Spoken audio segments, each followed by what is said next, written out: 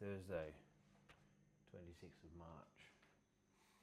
I've got to be honest, the last couple of days I have not uploaded content like I should have. In the Calloused ecosystem, that would be called a 0 day. See, I trained, happy days, and I also made sure that I got my protein in. However, when it came to content, I sort of put my head in the sand and I just sort of gave myself an out and used it to just fucking not do the work. Now this happens from time to time with everyone. Content, diet, training, whatever it is. But this is exactly what ROG is for. The red, orange, green light system effectively says, did you do what you said you were going to do? And if you didn't, why not? See, today's Thursday. I have 6 days left in the van. 6 fucking days. From there, franchise is effectively with the new owners, and I'm out of the van. Now, this next 6 days is going to be very hard to create content.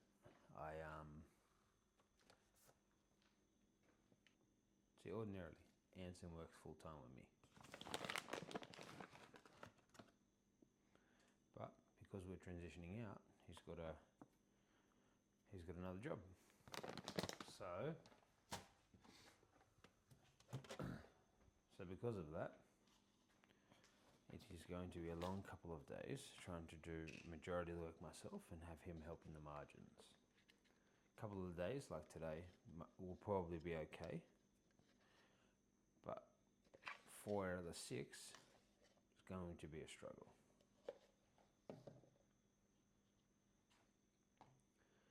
And content over this period honestly isn't going to be great.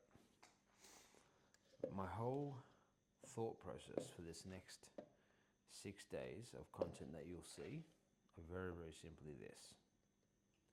Literally show the conditions that Calloused was built in.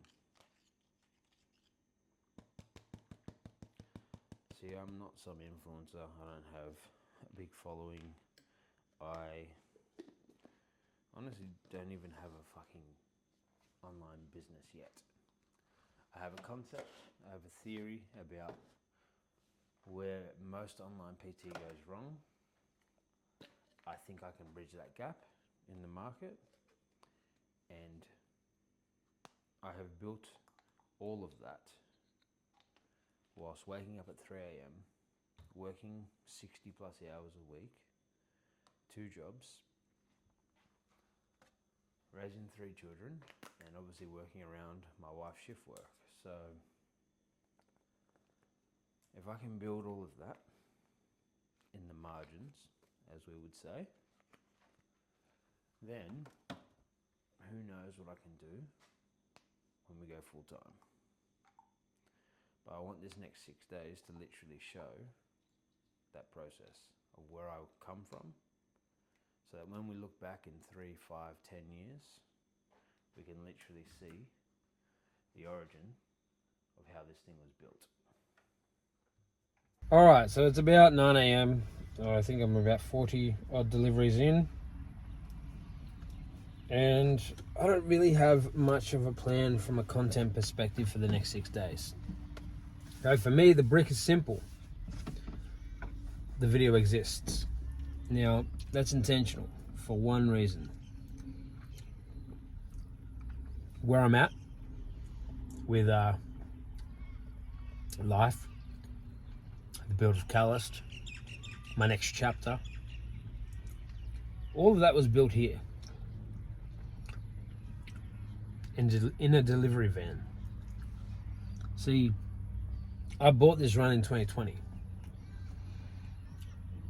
Not even 2 months into it, COVID hits. And what I thought I was getting myself into was very different to what I was getting myself into. Within the next 12 months, I had 2 vans on the road. And then within another 6 months after that, by the end of the second lockdown, I even had a third van on the road. Now, I came in expecting to do anywhere from 6 to 8 hours work a day. I had a guaranteed income, which was not too bad. And it also would have meant that I then had time to build an online business, which is what I've wanted to do for nearly 6-7 years now. Over this last probably 6 months or so that I've been building Calloused literally from a delivery van using ChatGPT, using AI as a sounding board. I actually never thought that what I have built to date would be possible. And the funny thing is that so far it hasn't resulted in it being an actual business. It's literally a concept, a gap in the market that fills a pain point that I lived for 14 years. If I lived it for so long, I assume that there are many others who live it as well.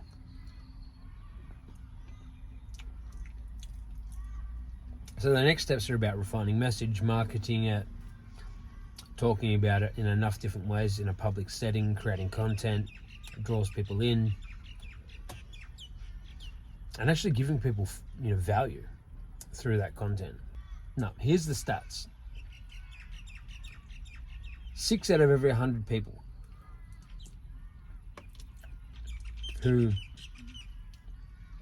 make a decision to work on their health and fitness and actually go and find like an online coach or a personal trainer, etc. 6 out of 100 people still have that result 3 years after they get the transformation. So it could take them, 12 weeks, could take them 6 months, whatever it is for you. But only 6 out of every 100, so 6% of people maintain that result 3 years later. And when I look at my journey, there was many times where I started, I executed well for an extended period of time, and then something changed in my life and I had no minimum standard to fall to. So when that thing changed, I fell off completely. And all the work I had done unraveled and I disappeared. If 6 in 100 people actually maintain that transformation, then it tells me that falling off isn't an exception to the rule. It is the rule. Returning quickly and staying in the game seems to be the exception to the rule. So when I look at my life in this last 3 years, I've gone from 107 kilo down to about 87 kilo now. I've been at this weight for the past 18 months, 2 years. I've put on size, a lot of muscle. And actually what's funny is I've still got, at 107 I would have said I have 10 kilo to lose. I'm 20 down and I feel like I still have 10 kilo to lose. But in that time, my life has changed so much. At the start, I lost a lot of weight working 60, 70 hour weeks.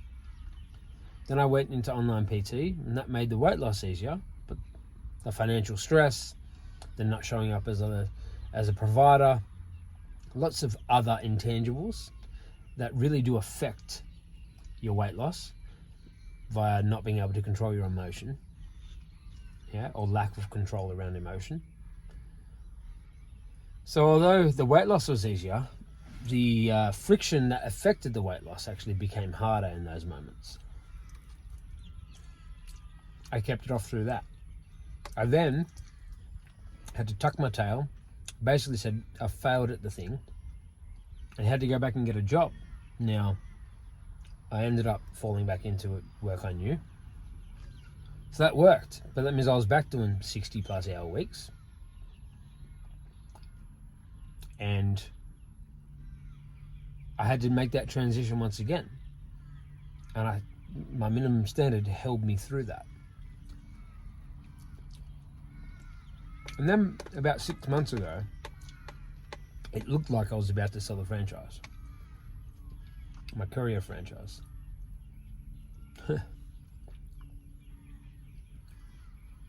So I picked up a part-time job at Woolies because I didn't want to make the same mistake as I made last time. And I added another job. And then I ended up back in the sale hasn't gone through yet. We're 6 months in. So I've still been working in it in some capacity for the last 6 months, whilst juggling a second job, whilst trying to build Calloused.